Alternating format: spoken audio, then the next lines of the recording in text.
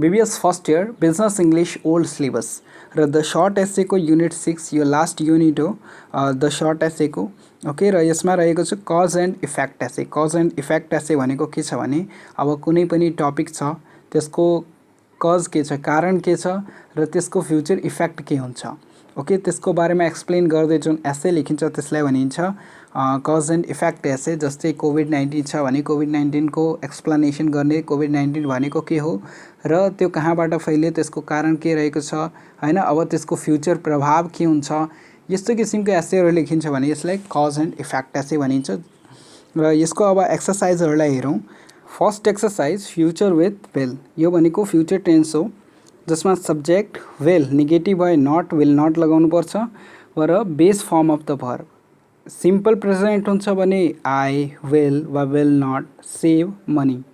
Okay, यसमा चाहिँ verb मात्र लाग्छ र यसको बेस फर्म लाग्दैन र कन्टिन्युअस भयो भने बी लाग्छ, पर्फेक्ट भयो भने ह्याभ। यसको एक्सरसाइजलाई हामी बनाऊँ र के छ भने फिनिश द सेन्टेन्स टु प्रेडिकेसन गर्नु छ, विल वा विल नट लगाउनु छ यसमा। ओके, सेन्टेन्समा जस्तै a talented actor will probably become famous. Talented actor के हुनेछ, फेमस हुनेछ हैन। A hard working student will secure good marks.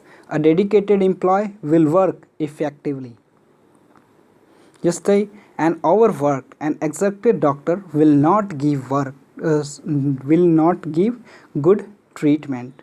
An employee who have a lot of problems will not do effective works. Okay, now another exercise using will with so that सँग will लगाउनु छ। अब जस्तै main clause हुन्छ र time clause. Main clause भनेको आफैमा एउटा फुल सेन्टेन्स हुन्छ, student works hard in school so that, त्यसको इफेक्ट के छ, दे विल बी सक्सेसफुल। स्टुडेन्टले हार्ड वर्क गर्छ भने के हुन्छ, त्यसको परिणाम तिनीहरूले सक्सेसफुल हुनेछ।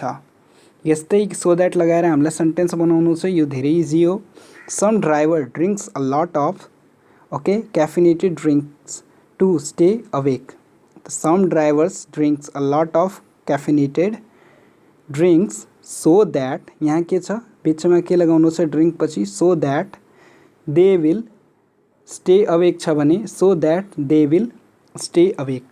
फर्स्टमा भनेको सिम्पल प्रेजेन्ट, त्यसपछि चाहिँ फ्युचर टेन्समा जानु छ। ओके, फर्स्टमा प्रेजेन्ट टेन्स, त्यसपछि फ्युचर टेन्स।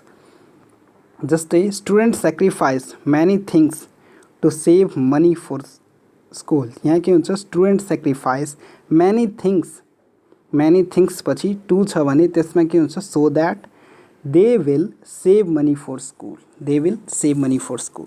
यस्तै थर्ड नम्बरमा many store advertise sales, to छ भने त्यहाँ सो द्याट, त्यसपछि मेनी स्टोर छ भने स्टोर भनेको दे विल के गर्छ, एट्र्याक्ट कस्टमर छ भने attract, they will attract customer. यस्तै फोर नम्बरमा many people pay bills online to save money, to छ भने त्यहाँ सो द्याट र त्यसपछि मेनी पिपललाई केले indicate, they will future tense save the money of the time, यहाँ save the money and time.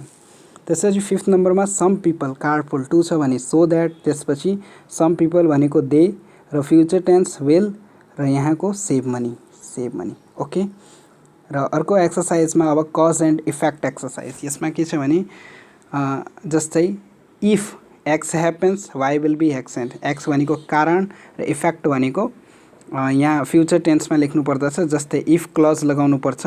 If Pedro plays, main clause के हुन्छ, we will win the game. Main clause भनेको आफैमा एउटा फुल सेन्टेन्स छ र इफ क्लज भनेको चाहिँ अब यो इफ क्लज भनेको प्रेजेन्ट टेन्स हुन्छ, सिम्पल प्रेजेन्ट टेन्स हुनुपर्छ, तर मेन क्लज भनेको फ्युचर टेन्स हुनुपर्छ।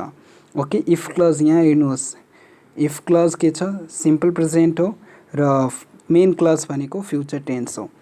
Okay, cause present tense, effect main future tense, किनभने इफेक्ट फ्युचरमा हुन्छ त्यही भएर फ्युचर टेन्स। जस्तै अब यसको एक्सरसाइजलाई बनाऊँ। मनी म्यानेजर हामीलाई हिन्ट दिएको छ, money managers be disciplined achieve financial goals. यसको के हुन्छ, if money managers are disciplined, okay comma they will achieve financial goal. यहाँ के हुन्छ, if applicant interviewers well he or she will receive job offers। यहाँ हेर्नुहोस्, फर्स्टमा के छ, सिम्पल प्रेजेन्ट, सेकेन्ड मा के छ सेकेन्ड भनेको चाहिँ फ्युचर टेन्स हो, विल लागेको छ। If your exercise regularly you will healthy in good age. Fourth नम्बरमा restaurant serve delicious food be successful. If a restaurant serves delicious food, it will be successful. I worked hard be promoted. If I work hard, I will be promoted. 6 number, parents be good solving problems, be successful at raising children. If parents are good at solving problems, they will be successful at raising children. Okay, र अर्को एक्सरसाइजमा हामीलाई के लगाउनु छ, fill in the blanks to correct preposition use गर्नु छ in out or to लगाएर। the man dedicated to take हुन्छ, economists often hope to predicate, the successful job interviews resulted in a new professional opportunity. okay, in motion त्यसपछि try out life in a new place, she had moved the car city because she wanted to try out. Next एक्सर्साइजमा पनि हामीलाई so that use गर्नु छ। जस्तै many people exercise to be healthy, many people exercise so that they will be healthy. Many nurses wear special shoes to be comfortable, many nurses wear special shoes to छ भने त्यहाँ so that they will, many नर्सेसलाई के भनेको छ they, र future tense will be comfortable, किनभने be comfortable छ त्यही भएर विल बी कम्फर्टेबल। त्यसपछि many immigrants work hard to be successful in the new country, many immigrants work hard so that they will be successful in their new country. Many homeowners have alarm system to feel safe. यहाँ के छ त many homeowners have alarm system so that they will feel safe. Many older people have pets to not feel lonely, many older people have pets so that they will not feel lonely.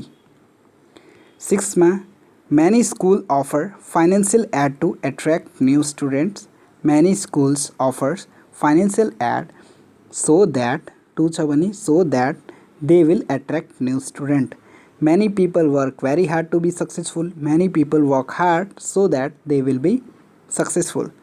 Many workplaces provide coffee to keep workers awake, many people workforce place provide coffee so that they will be keep workers awake.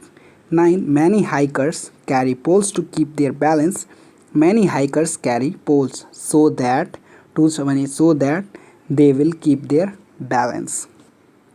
अब यस्तै next एक्सर्साइजमा combine the ideas below so that they form of one sentence if clause use गर्नु छ। Okay, जस्तै हामीलाई दिएको छ, यहाँ हिन्ट दिएको छ के छ, a person worker as international pilot travel to other countries. त यसको के हुन्छ, if a person works, okay, if a person work as an international pilot comma he will travel to other countries. Okay, फर्स्टमा के छ simple present use गर्ने, works लेखेको छ, र सेकेन्डमा future tense. You will learn another language feel a sense accomplished, if you learn another language you feel you will feel हुन्छ। Okay, mistake, यहाँ विल चाहिँ छुटिसकेको छ, यु विल फिल हुन्छ। त्यसपछि you have good computer skills, be qualified for many good jobs, if you have good computer skills you will be qualified for many good jobs. A person respect others have a lot of friends, if a person respect others he will यहाँ दुइटै छ, किनभने हामीलाई थाहा छैन person भनेको को ही हो कि सी हो, त्यही भएर दुइटै he or she will have a lot of friends. 5th नम्बरमा you plan your vacation carefully, यसको के हुन्छ, if you plan your vacation carefully comma you will have fewer problems during your trip. 6, she invest money wisely become wealthy, if she invest money wisely she will become wealthy. Student, if students study hard they will be graduate college. Athletes, if athletes train regularly comma they will win medal.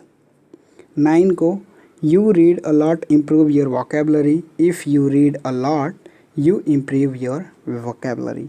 यो भनेको धेरै easy एक्सर्साइजहरू छ है। र अब last एक्सर्साइजमा के छ त, read the paragraph and edit necessary 6 mistake छ, यसलाई हामीलाई खोज्नु छ। जस्तै यहाँ छ फर्स्टमा मिस्टेक भनेको विल, टु लर्न हुन्छ, कहिले पनि विलसँग टु लागेको हुन्छ हुँदैन, त्यही भएर चाहिँ यो रङ हो, फर्स्ट मिस्टेक पायौँ है। र सेकेन्डमा चाहिँ यहाँ के छ, इफ ही, हामीले हेऱ्यौँ कि इफसँग के लाग्छ, सिम्पल प्रेजेन्ट लाग्छ, त्यही भएर विल हुँदैन, यहाँ के हुन्छ, पासेज हुन्छ।